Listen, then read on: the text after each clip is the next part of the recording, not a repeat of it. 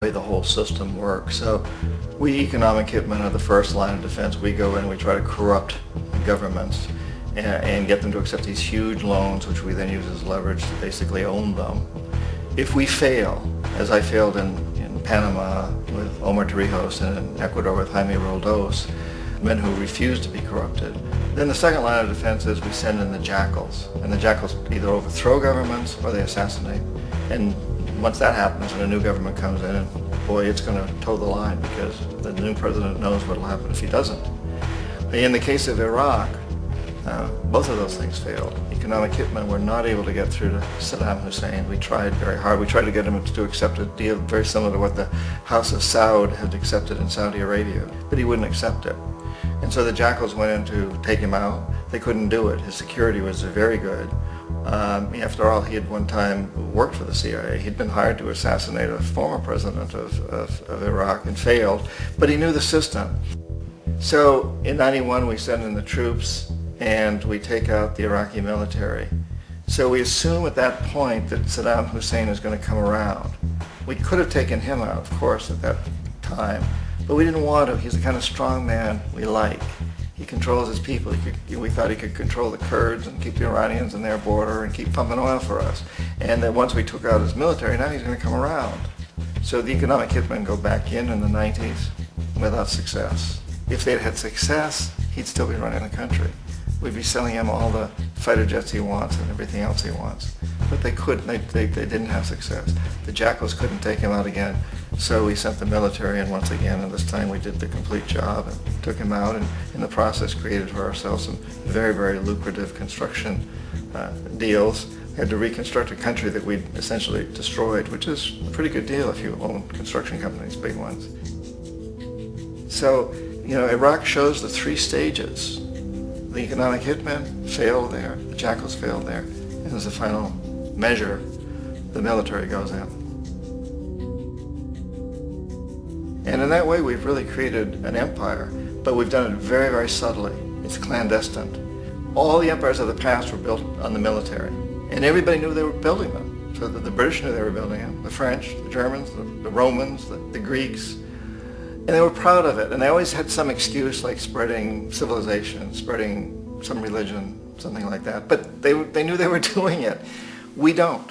The majority of the people in the United States have no idea that we're living off the benefits of a clandestine empire, that today there's more slavery in the world than ever before. And then you have to ask yourself, well, if it's an empire, then who's the emperor? Obviously, our presidents of the United States are not emperors. An emperor is someone who's not elected, doesn't serve a limited term, and doesn't report to anyone, essentially. So you can't classify our presidents that way. But we do have what I consider to be the equivalent of the emperor, and it's what I call the corporatocracy. The corporatocracy is this group of individuals who run our biggest corporations, and they really act as the emperor of this empire. They control our media, either through direct ownership or advertising. They control most of our politicians because they finance their campaigns, either through their corporations or through personal contributions that come out of the corporations. They're not elected, they don't serve a limited term, they don't report to anybody. And at the very top of the corporatocracy, you really can't tell whether a person's working for a private corporation or the government because they're always moving back and forth.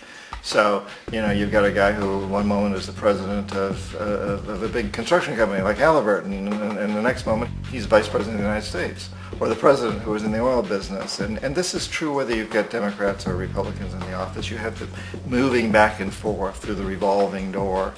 And in a way, our government is invisible a lot of the time, and its policies are carried out by our corporations on one level or another. And then again, the policies of the government are basically forged by the corporatocracy and then presented to the government. They become government policy. So it's an incredibly cozy relationship. This isn't a conspiracy theory type of thing. These people don't have to get together and plot to do things. They all basically work under one primary assumption, and that is that they must maximize profits regardless of the social and environmental costs.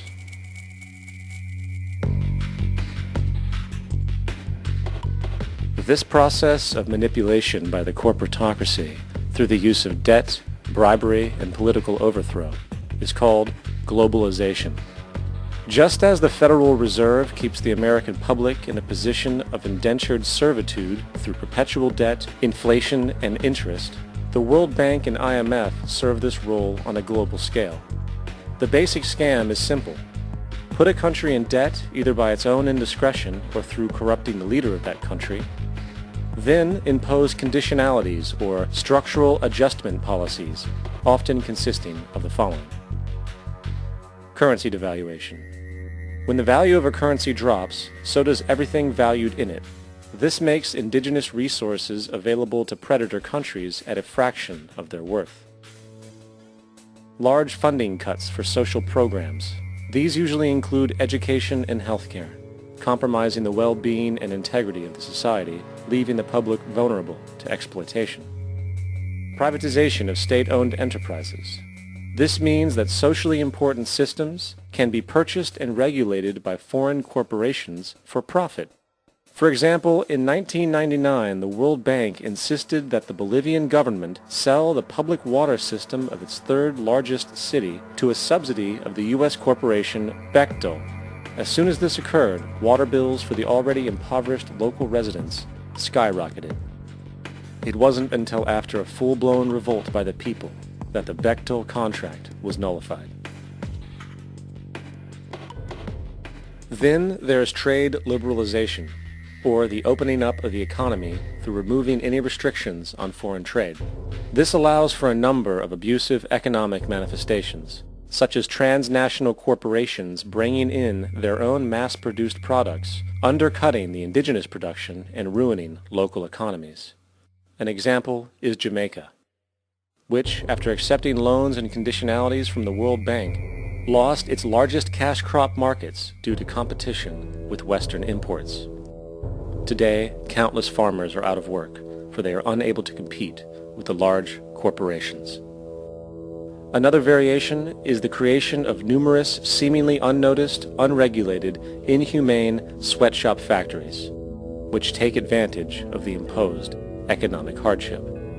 Additionally, due to production deregulation, environmental destruction is perpetual, as a country's resources are often exploited by the indifferent corporations while outputting large amounts of deliberate pollution.